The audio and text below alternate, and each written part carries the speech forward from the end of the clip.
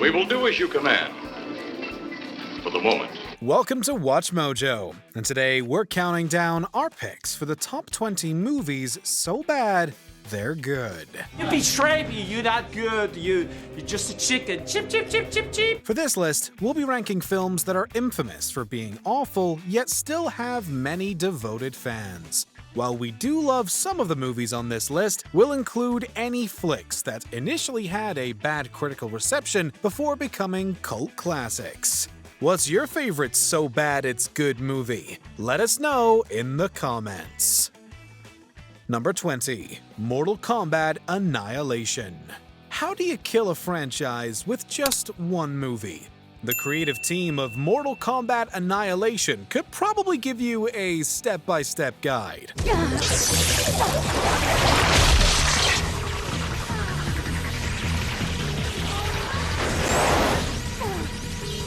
After the 1995 Mortal Kombat film was a hit, a sequel was almost certainly a given.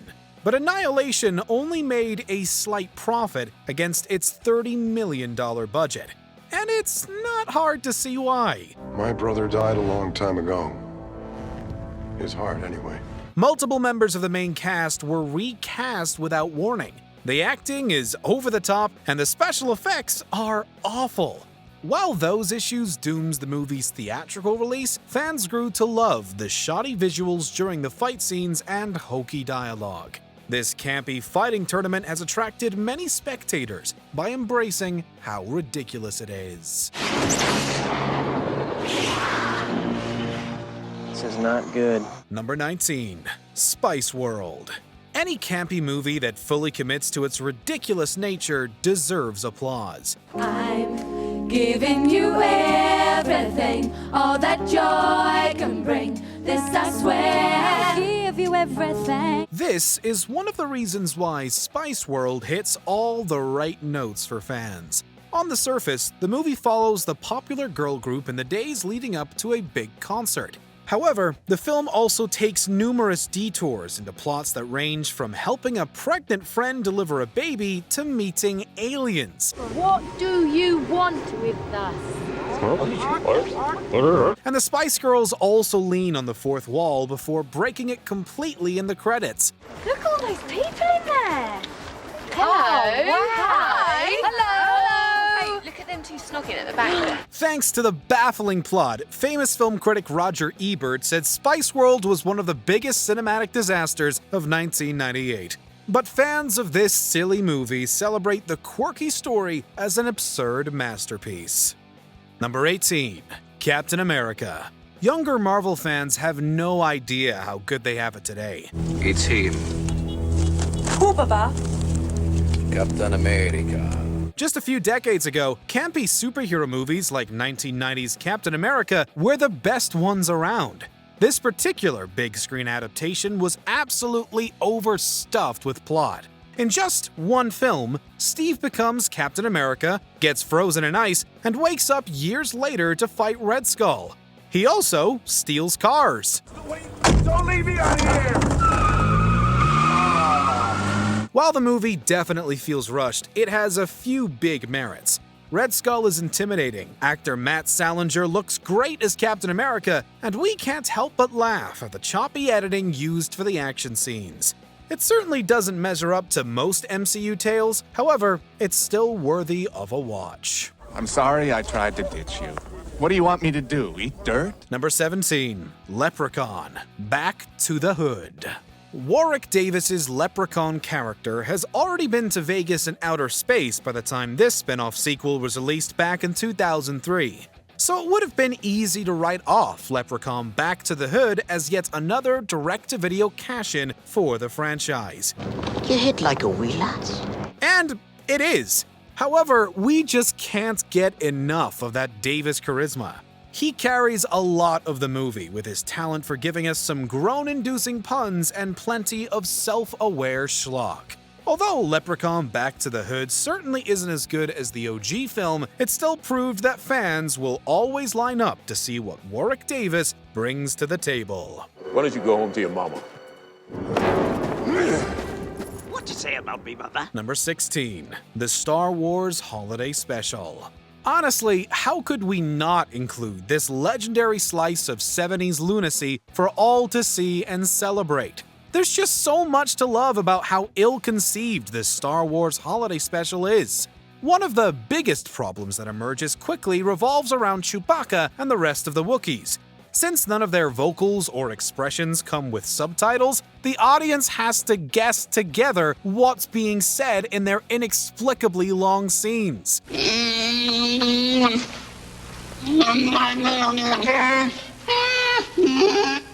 Viewers also get a sensual song with Diane Carroll, a kind of awesome song with B. Arthur, and an animated Boba Fett doing excellent stuff.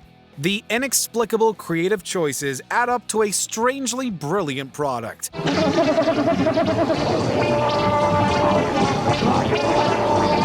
It's the perfect holiday present that no one ever asked for. A day that leads us into life. Number 15. Samurai Cop.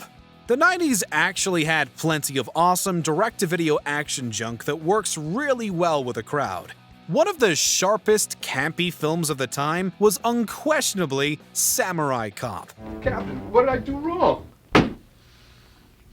Everything you did was wrong. Title character Joe Marshall is brought in to use his specific set of sword skills to stop a criminal organization known as Katana. His adventures are full of infamous fan service and over-the-top violence. Since voices were missing from the original film, director Amir Shervan had to go back and do some terrible dubbing. Good job, guys. Calls for a celebration. You got it. I'll see you back at your place.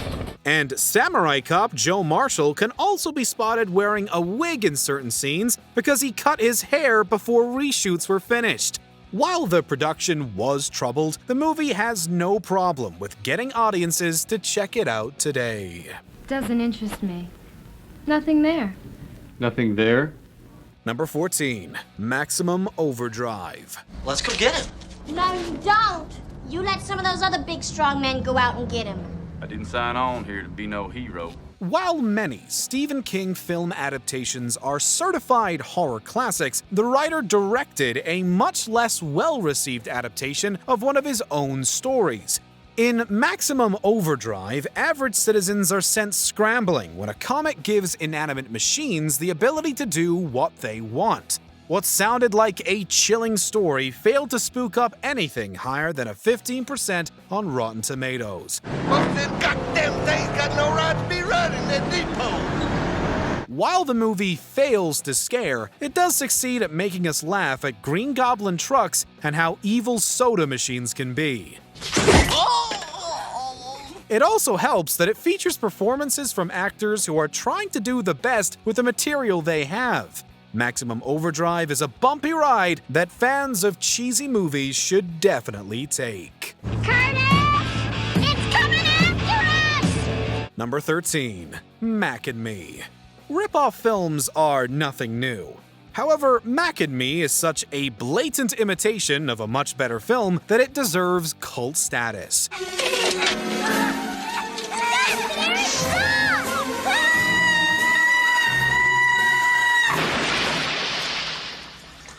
Just like E.T. the Extraterrestrial, this ripoff largely centers around an alien bonding with a boy who tries to navigate Earth. While both movies have humor and drama, Mac and Me's tone is a lot more uneven.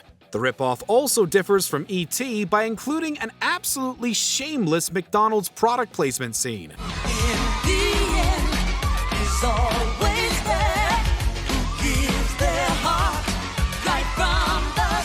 Against all odds, Mac and Me has endured as an awful sci-fi cinematic classic. Paul Rudd also leans on the film for a funny running interview gag. Any movie that gets this much attention from both Ant-Man himself and McDonald's can't be all bad.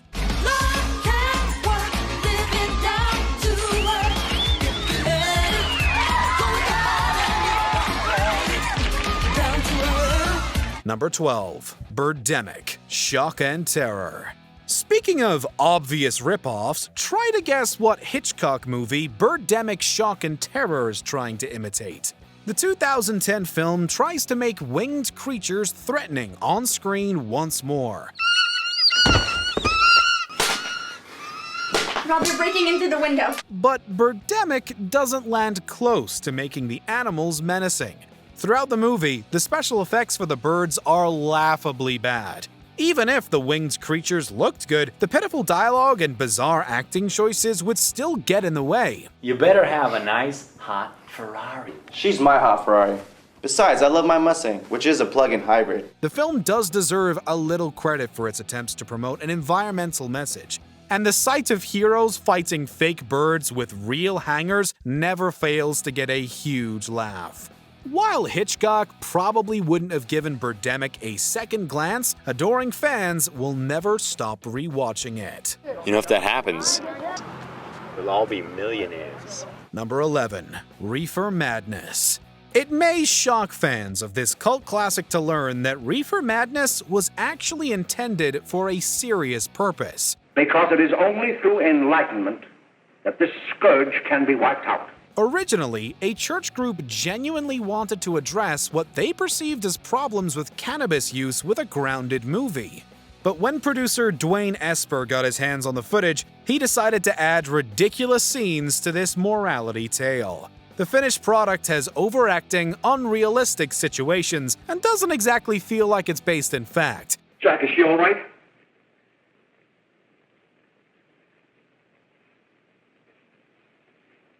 She's dead. It honestly feels more like a parody of a propaganda film than a movie with an earnest message. But anyone who loves this film is probably thankful it went from a serious product to a ridiculous tale about cannabis use. It is recommended, Your Honor, that the defendant be placed in an institution for the criminally insane for the rest of his natural life. Number 10. Street Fighter. Come out from behind the curtain, wizard. Let's see how pure your combat really is. Putting a beloved action star of the 90s into an adaptation of a popular video game franchise seemed like a surefire recipe for greatness. While Street Fighter was a financial success, it wasn't exactly a critical masterpiece. The movie comes off as a big, dumb, and overblown action epic that doesn't know the meaning of the word subtle. Jean-Claude Van Damme presents the original 100% American Colonel Guile with an outrageous Belgian accent with no shame. I just received new orders.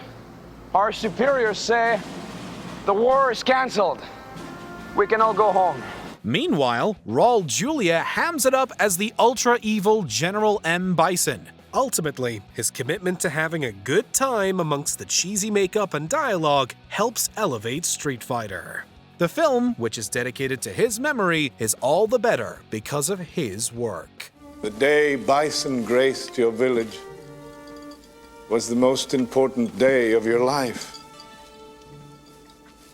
But for me, it was Tuesday. Number 9. The Happening. Need a second, okay? Just give me a second. We're not gonna be one of those assholes on the news who watches a crime happen and not do something. We're not assholes. Just a second. Much was made at the time of The Happening's original 2008 release about it being the first R-rated film from writer-director M. Night Shyamalan. And the story of some unknown biological agent causing an outbreak of involuntary self-destruction was certainly intriguing. However, the execution of said premise and questionable directing choices resulted in The Happening becoming one of the biggest duds of the 2000s. Both Mark Wahlberg and Zooey Deschanel looked lost in a story where ordinary plants are the big bads. Talking to a plastic plant. Still doing it. Their line delivery and dialogue is constantly bizarre, and a plot full of nonsensical turns and weird characters. But the biggest twist of the lackluster The Happening is that it's actually a lot of fun to watch. Plants have the ability to communicate with other species of plants. Trees can communicate with bushes with grass, and everything in between. Number 8. Super Mario Bros. Describing the plot of this infamous video game adaptation in a coherent manner would take hours. What if the dinosaurs weren't all destroyed? What if the impact of that meteorite created a parallel dimension where the dinosaurs continue to thrive and evolve into intelligent, vicious, aggressive beings? The movie took a simple premise about a plumber trying to rescue a princess into a tale that incorporates meteorites, de-evolution rays, and alternate dimensions.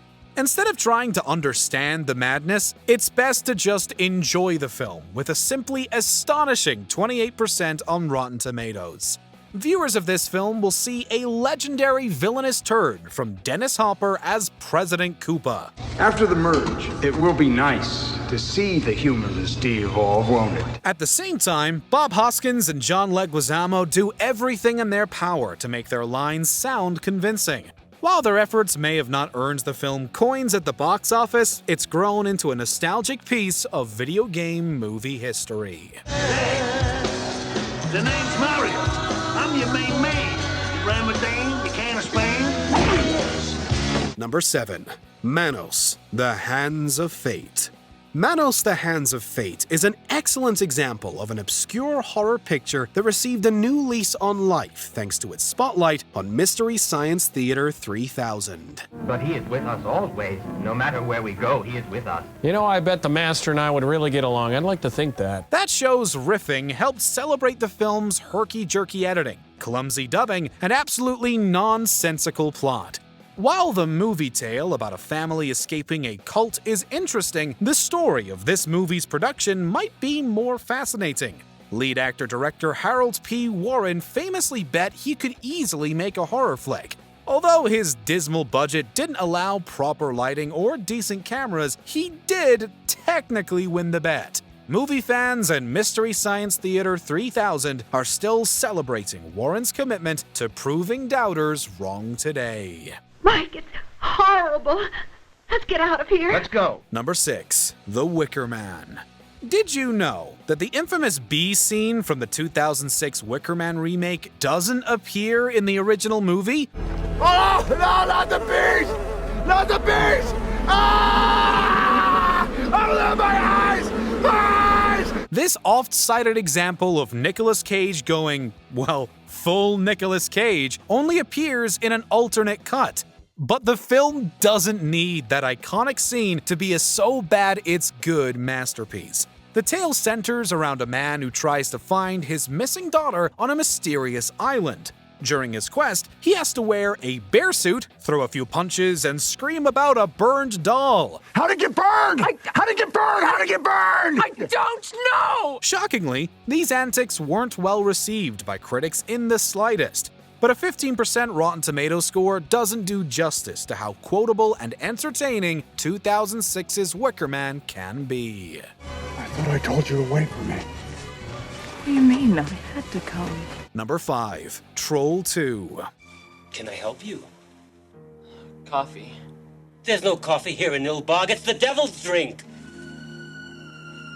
Eggs. Bacon. After appearing in 1990's Troll 2, actor Michael Stevenson directed a documentary about his experience called Best Worst Movie. Although the film certainly isn't the most terrible movie out there, its legacy as a bizarre movie continues to grow amongst fans of weird cinema. Troll 2 was an in-name only sequel to the original Troll from 1986. Not only does the follow-up have goblins instead of trolls, but it's also full of unforgettable performances and line deliveries. Stop!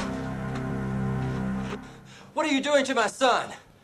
We were giving him some ice cream. Even a weird dinner table scene becomes iconic thanks to the cast fully embracing the baffling script. While the movie's full of great moments, the meme-worthy reaction to a certain on-screen death is usually enough to sell people on the legendarily bad film.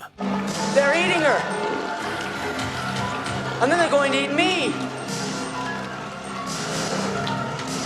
Oh my God! Number 4. Batman and Robin. Why should only Batman and Robin die? while the society that created them goes unpunished. To say that mileage may vary when it comes to director Joel Schumacher's Batman and Robin is an understatement. There are Batman fans that absolutely hate this film for its cartoony dialogue, over-the-top action set pieces, and off-kilter sense of self-referential humor. Then again, there are those who defend Schumacher's vision for the exact same reasons. Watch the numbers, Batman, for they're the harbingers of your doom. Can you feel it coming? The icy cold of space. It all depends on how much fun fans like their caped crusader to have.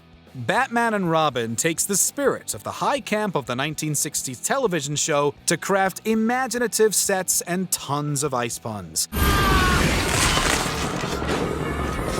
All right, everyone, chill. While it's not the Dark Knight tale fans deserved at the time, it is one they could use for a laugh right now. Number 3. Showgirls. When a woman named Nomi tries to become a Vegas showgirl, she finds herself in the center of mature and scandalous adventures. Crystal Connors defines what Las Vegas is all about. She's dazzling, she's exciting, and she's very, very sexy. While the film's commitment to sensual content earned it a NC-17 rating, its bad script and dialogue would pave the way for it to win 7 Razzie Awards. The film was blasted for its acting, directing, and chemistry between actors before it was given the dishonor of being named Worst Film of the Decade. If I ever hear anything like this again, you're out of here. Zach, nothing happened. Yeah, something happened. So, why do so many people still flock to see it today? Some fans admire its courage to incorporate racy content.